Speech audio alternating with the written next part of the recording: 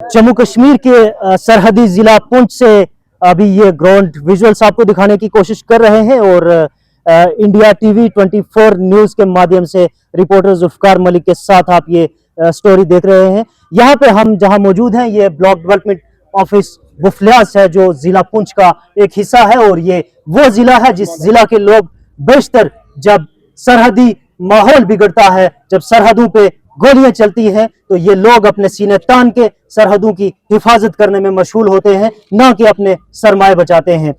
प्रधानमंत्री योजना की तरफ से पीएमएवाई की तरफ से ऐलान किया गया था। प्रधानमंत्री का एक सपना था, जिस सपने को पूरा करना था और इस तरीके से करना था कि ये गरीब लोग ये कच्चे मकान तब्दील करके पक्के मकान बनाने थे और उनकी तरफ से एक बहुत बड़ा बजट रिलीज किया गया, बहुत बड़ा तोहफा गरीब लोगों के लिए दिल्ली से रवाना किया गया। उस तोहफे को यहाँ पहुंचते पहुंचते एक अरसा लगा, बीच में बहुत सी वेरिफिकेशन हुई, बहुत सी जियो टैग हुई, बहुत से मामला थे, लेकिन बिल आखिर जब सारा मामला खत्म हुआ उसके बाद एक लिस्ट तैयार की गई हर जगह की, हर पंचायत की, और उस लिस्ट को जब मंजर आम पे लाया गया और उसमें यह पाया गया कि जो प्रायोरिटी थी जिसमें सबसे पहले गरीब लोग आने थे, जिसमें सबसे पहले बेवा औरतें आनी थी, जिसमें सबसे पहले वो लोग आने थे जिन लोगों के घर टूटने की कगार पे थे, जिन लोगों के घर खत्म होने की कगार पे थे, जिनके पास रहने के लिए छत मुयसर नहीं था।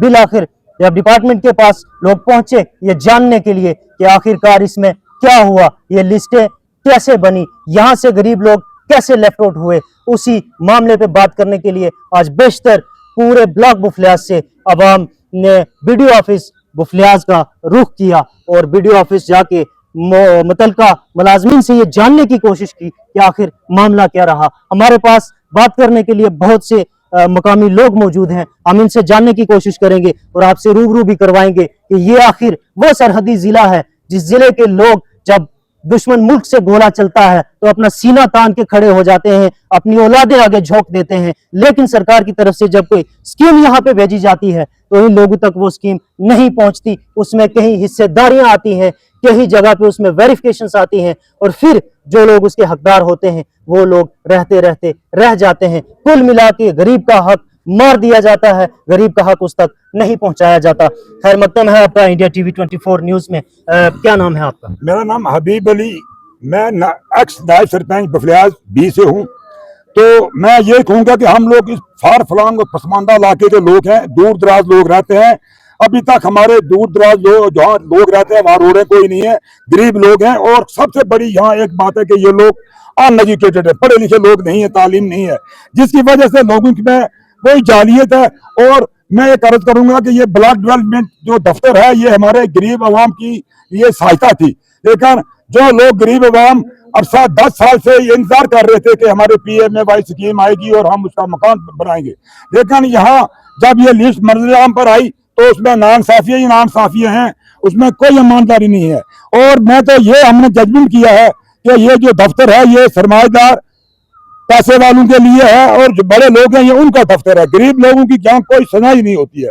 मुख्य सिर्फ बात यह है कि हमारे नाम जो लोग इसका हकदार था वो नहीं आया है और हम ये अपील करेंगे गवर्नर साहब से और हमारे चीफ मिनिस्टर साहब से ये अपील करते हैं कि भाई ये इंसाफ किया जाए और ऐसी एक टीम भेजी जाए जो बिल्कुल जायजा ले, जायजा लेने के बाद जो हकदार है उसको इस स्कीम का फायदा दिया जाए। नंबर दूसरी बात, जब गवर्नमेंट का ऑर्डर था कि बेवा जो रंडा मस्कीन औरत है उसका नाम रखा जाए, लेकिन यहाँ घर वाले जिंदे हैं, उसके बावजूद उनके घर वालों को मारा गया है क्योंकि उसके घर वाले का नाम पहले कभी आया होगा या बाद में लाएंगे और उन औरतों का नाम डाल के इस गवर्नमेंट की स्कीम को खुर्द-बुर्द किया जा रहा है।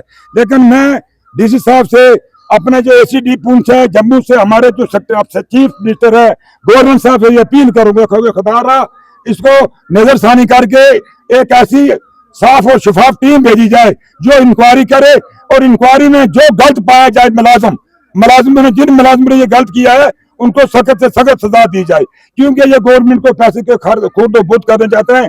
इसी के साथ मैं आपका शुक्रिया अदा करता हूँ। हमारे पास एक बुजुर्ग है, हम उनसे भी आपको मिलाने की कोशिश करेंगे और दिखाने की कोशिश करेंगे। मकसद ये है कि जो गरीब का हक है वो उस तक क्यों नहीं पहुंचता, उसमें हिस्सेदारी क्यों बाकी है। आपका नाम?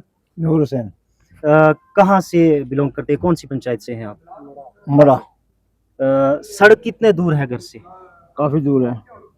पैदल कितना चल के जाते हैं? घंटा 1.5 घंटा। 1.5 घंटे का पैदल सफर है। मकान के लिए अप्लाई किया था, सर्वे हुआ था? सर्वे 3-4 दफा हुआ, कुछ नहीं मिला।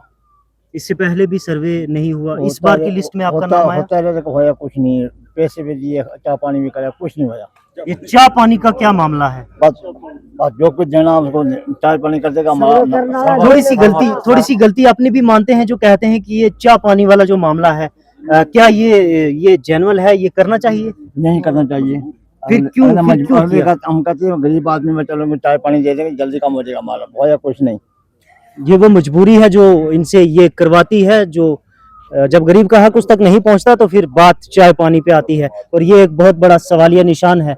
हम इनके जरिए से आप देख सकते हैं ये सफेद रेश है। अभी हिम्मत बची है कि मजदूरी करके घर खड़ा कर सकते क्या कर सकते हैं, ये बीमार है तो मैं दवाई खाता हूँ, उनके छोटे छोटे बच्चे हैं, 4 बच्चे हैं, ये मजदूरी करके।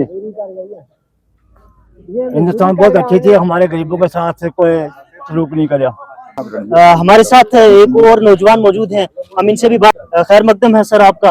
पहला सवाल तो मेरा ये रहेगा कि क्या आज इन दिनों में जो PMAY का जो ये हल्ला गुल्ला यहाँ पे शुरू हुआ है, इसमें ये देखने को मिला है कि काफी तादाद में लोग बाहर निकले हैं, दफ्तरों तक पहुंचे हैं, मुलाजमीन तक पहुंचे हैं, और जो सियासतदान हैं उन तक भी पहुंचे हैं, उनके दरवाजे भी खटखटाए हैं। क्या इसमें कुछ आपको चेंज नजर आता है? बिस्मिल्लाहिर्रहमानिर्रहीम। मैं सोशल वर्कर और एक्स सर्विसमैन इंडियन आर्मी से हूं, जाकिर मलिक। सभी अवाम को मैं अस्सलाम अर्ज़ करता हूं। जो प्रधानमंत्री नरेंद्र मोदी जी ने जो ये स्कीम निकाली थी, तो ये गरीब लोगों के लिए बनाई गई थी ये स्कीम, लेकिन यहाँ पर जब जियो टैग किया गया, सर्वे किए गए, तो सरासर ये धांधली हुई है इसमें।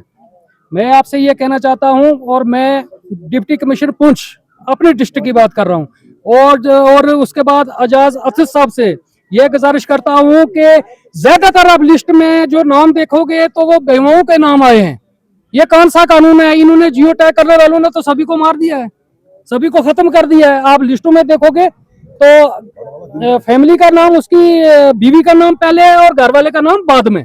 तो इनके खिलाफ जो है तहकीकात की जाए और इनके साथ कमेटी बिठाई जाए, नहीं तो इनको फिर इन मुलाजिमों को जो है वो कोर्ट का सामना करना पड़ेगा, मैं यकीन से कहता हूँ। दूसरा ये देखो, ये हैंडीकैप बेचारा है, ये चाचा आए हैं, ये मजदूरी कर सकते हैं? ये मकान प्रधानमंत्री जी ने इन्हीं लोगों के लिए दिए गए थे।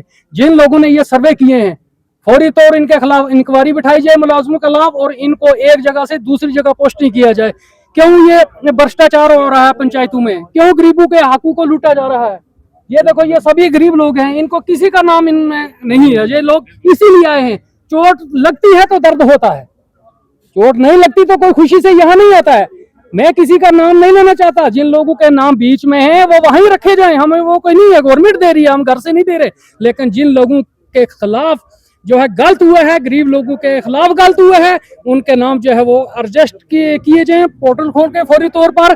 नहीं तो मैं ये कहना चाहता हूं कि ये जो बेईमानी का सिलसिला, ये भ्रष्टाचार का सिलसिला ज्यादा देर चलने वाला नहीं है, और न ही हम ये होने देंगे। ये सिर्फ डिस्ट्रिक्ट पुंछ में ज्यादा हल्ला देखने को मिला है, हालांकि बेशतर पूरी रियासत जम्मू कश्मीर में और किसी जिला से ऐसी खबरें बहुत कम मौसूल हुई हैं। आखिर क्यों इनका हक जो है इन तक नहीं पहुंचता, ये बहुत बड़ा सवालिया निशान है। और ये पिछले कुछ दिनों से जिला पुंछ में एक हड़कंप मचा हुआ है इस PMAY स्कीम को लेके, जिसमें काफी तादाद में लोग सामने आए हैं, काफी तादाद में मीडिया स्टोरीज चली हैं, और बहुत से लोग दफातर का रुख भी कर रहे हैं।